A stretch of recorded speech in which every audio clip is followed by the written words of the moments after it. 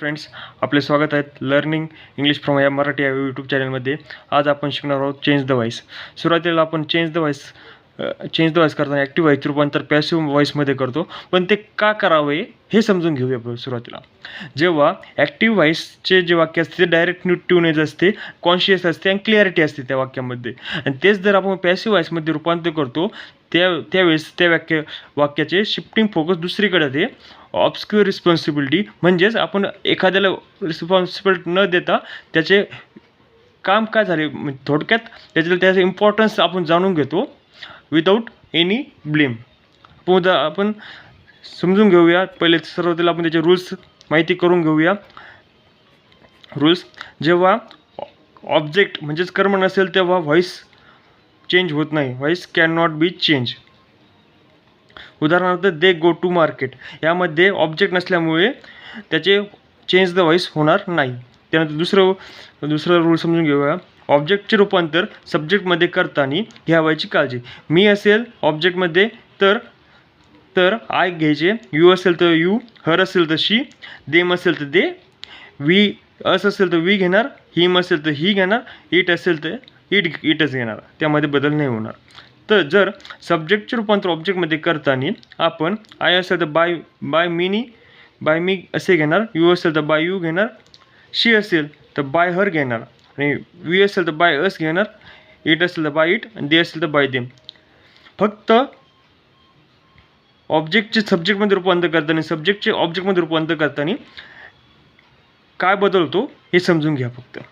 त्यानंतर आपण उदाहरणाद्वारे समजून घेऊया ॲक्टिव्ह व्हॉइसचे रूपांतर पॅसिव्ह व्हॉइसमध्ये कसे होते.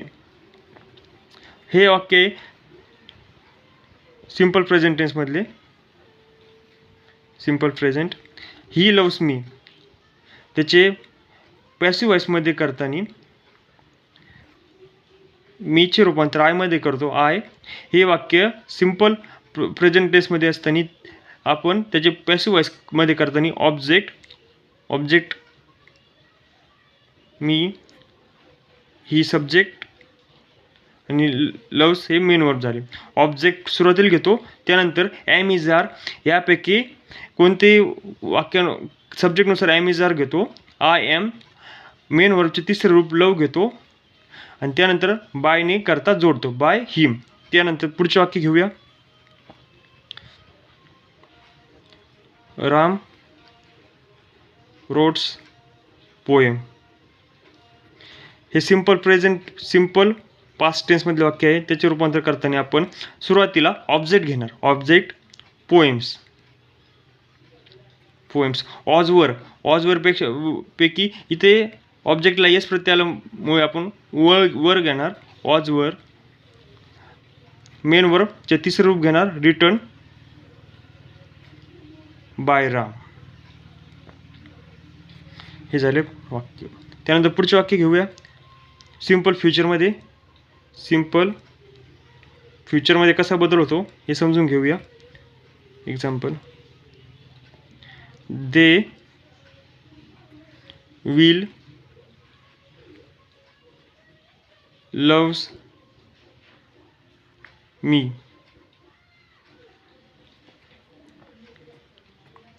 वाक्यामध्ये बदल करताना हे झाले ॲक्टिव्ह व्हॉइसचे पॅसिव्ह व्हॉइसमध्ये करताना ऑब्जेक्ट घेणार, ऑब्जेक्ट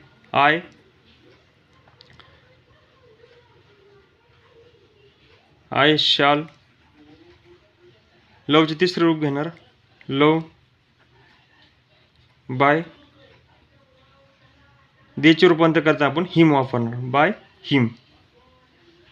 या रूल्स प्रमाणे सांगितल्याप्रमाणे देचे रूपांतर हिममध्ये करणार.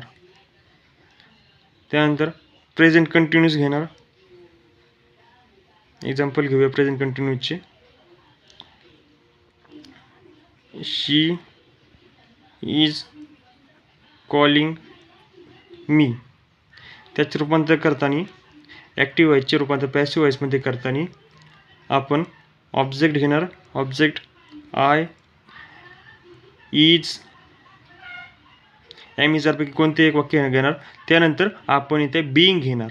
जेव्हा वाक्य प्रेझेंट कंटिन्यूसमध्ये असेल तेव्हा त्याचे ॲक्टिव्ह व्हॉइसचे रूपांतर पॅसिव्ह व्हॉइसमध्ये करताना ऑब्जेक्ट प्लस पैकी एक, त्यानंतर बिंग घेणार व त्यानंतर मेन वर्बचे तिसरे रूप, कॉलिंगचे तिसरे रूप कॉल,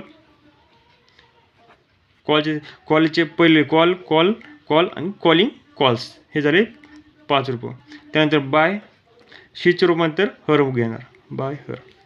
पुढचे वाक्य घेऊया पास्ट कंटिन्युअस टेन्सचे. एक्झाम्पल, दे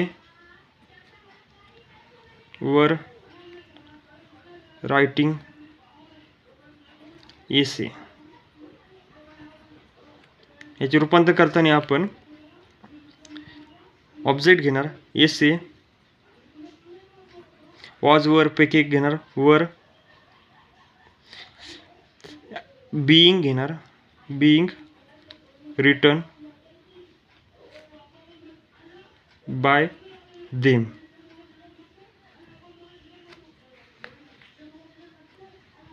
त्यानंतर प्रेझेंट परफेक्ट, प्रेझेंट परफेक्ट घेणार. एक्झाम्पल, दे हॅव कॉल मी. त्याचे ॲक्टिव्ह व्हायचे पॅसिव्ह व्हायसमध्ये करताना ऑब्जेक्ट आय, हॅव एस पैकी हॅव बीन घेणार. आपण ॲक्टिव्ह व्हायचे पॅसिव्ह व्हायसमध्ये करताना प्रेझेंट कंटिन्युअस टेन्समध्ये बीइंग घेतले आणि परफेक्ट टेन्समध्ये बीन घेणार, बीन कॉल बाय देम. त्यानंतर पास्ट परफेक्ट टेन्स समजून घेऊया. पास्ट परफेक्ट एक्झाम्पल घेऊया.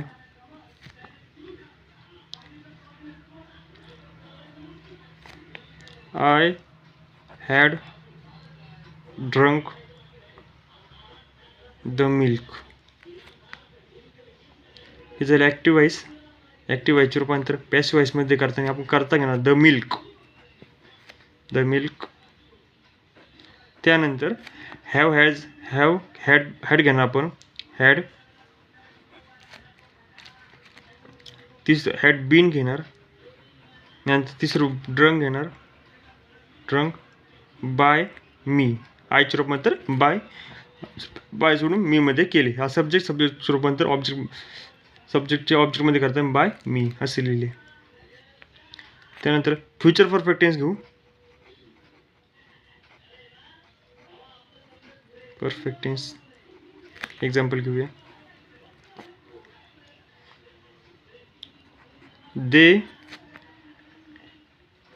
Will have feed me. मीचे ऑब्जेक्ट सब्जेक्टमध्ये आय घेणार आय विल. आयच्या पुढे शाल हा करता वापरतो म्हणून आपण इथे शाल घेतला, विल न घेता आपण शाल घेतला, आय शाल. त्यानंतर have, I shall have bin.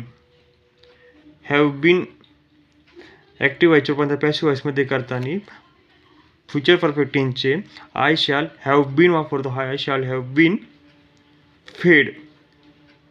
फीडचे तिसरे रूप फेड बाय देम. ओके, हे झाले प्रत्येक टेन्सनुसार त्याचा बदल कसा होतो, ॲक्टिव्ह व्हाईसचं रूपांतर पॅसिव्ह व्हाईसमध्ये कसा होतो ते पाहिले. त्यानंतर आपण वळूया इम्पेरेटिव्ह सेंटेन्सकडे. इम्पेरेटिव्ह सेंटेन्स, जर वाक्य असं असेल शट द डोअर, त्याचा ॲक्टिव्ह व्हायचे रूपांतर पॅसिव्ह व्हाईसमध्ये करताना let the door be shut असे करतो. त्यानंतर एखादी रिक्वेस्ट असेल तर रिक्वेस्ट सेंटेन्स असेल तर त्याचं रिक्वेस्ट ऑर्डर सेंटेन्स असेल तर त्याचा कसा बदलतो ते पाहूया. Attack the enemy. नेहमी. त्याचे पॅसिव्ह वॉइसमध्ये करताना आपण you are requested, you are order, इथं ऑर्डर दिली आहे म्हणून ऑर्डर करणार. जर रिक्वेस्ट दिली असते तर आपण इथं रिक्वेस्ट वापरली असते. You are order to attack the enemy. आता आपण पुढचे रूल पाहूया. जर वाक्य डायरेक्ट इनडायरेक्ट असे दोन ऑब्जेक्ट असतील, डायरेक्ट अँड इनडायरेक्ट दोन ऑब्जेक्ट असतील, तर चेंज द व्हॉइसचे रूपांतर पॅसिव्ह व्हॉइसमध्ये, ॲक्टिव्ह व्हॉइसचे रूपांतर पॅसिव्ह व्हॉइसमध्ये करताना काय बदल होऊया ते उदाहरणामार्फत समजून घेऊया. Example, he gave me a pen. यात दोन ऑब्जेक्ट आले, मी अ पेन. तर बदल करताना आपण हे सिंपल पास्ट टेन्समध्ये असल्यामुळे आपण आय वॉज घेणार. I was. तिसरं रूप घेणार गिवचे, given. I was given a pen. त्यानंतर अ पेन. दुसरा जे ऑब्जेक्ट आपण गिवन नंतर घेतला, म्हणजेच मेन वर्ब नंतर घेतला. I was given a pen by, कोण दिला? बाय ही, म्हणजेच हिम घेतले. हे एक उदाहरण झाले. त्यानंतर दुसरं एक इंटरोगेटिव्ह सेंटेन्स असेल तर चेंज द व्हॉइसमध्ये काय रूपांतर होतं. थोडक्यात आपण उदाहरण घेऊया. What are you writing. तर ॲक्टिव्ह व्हॉइसचे रूपांतर पॅसिव्ह व्हॉइसमध्ये करताना तर काय बदल होणार? What is being written by you. Active व्हॉइसचे रूपांतर पॅसिव्ह व्हॉइसमध्ये करताना काय बदलतो ते पाहिलं. त्यानंतर दुसरं एक्झाम्पल असेल तर, हू टीचेस यू इंग्लिश. तो इंग्लिश कोण शिकवते. त्याचे ॲक्टिव्ह व्हॉइसचे रूपांतर पॅसिव्ह व्हॉइसमध्ये करायचे असेल तर आपण काय करतो ते बघूया. बाय हुम वापरतो. By whom R you thought English. हे झाले पॅसिव्ह व्हॉइसमध्ये रूपांतर. जेव्हा तिसरा नियम घेऊया. हे पद नियम आहेत. हे जे नियम वापरतो आपण, हे चेंज द व्हॉइसमध्ये ॲक्टिव्ह व्हॉइसचे रूपांतर पॅसिव्ह व्हॉइसमध्ये करताना हे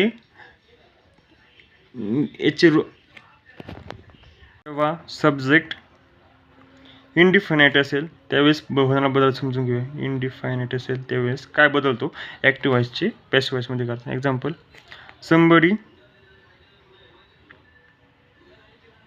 हॅज पिक माय पॉकेट. त्याच्या पॅसिव्ह व्हॉइसमध्ये करताना my pocket has been pick इतकेच घेतो. बाय समबडी आपण लिहित नाही. त्यानंतर जर एखादं वाक्य निगेटिव्ह फॉर्ममध्ये असेल तर काय बदलतो ते जाऊन घेऊया. एक्झाम्पल, वी होप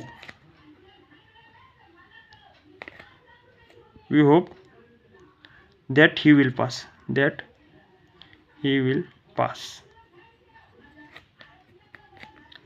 त्यामध्ये बदलताना इट इज होप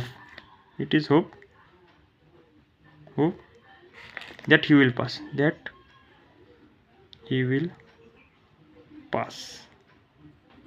आता पाचवा अपवाद घेऊया. बाय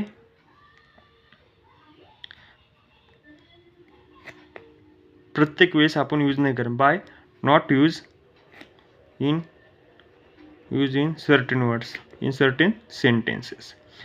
प्रत्येक सेंटेन्समध्ये बाय न वापरता आपण सेंटेन्स चेंज करू शकतो. ॲक्टिव्ह व्हायचे रूपांतर पॅसिव्ह व्हायसमध्ये करू शकतो. एक्झाम्पल घेऊया.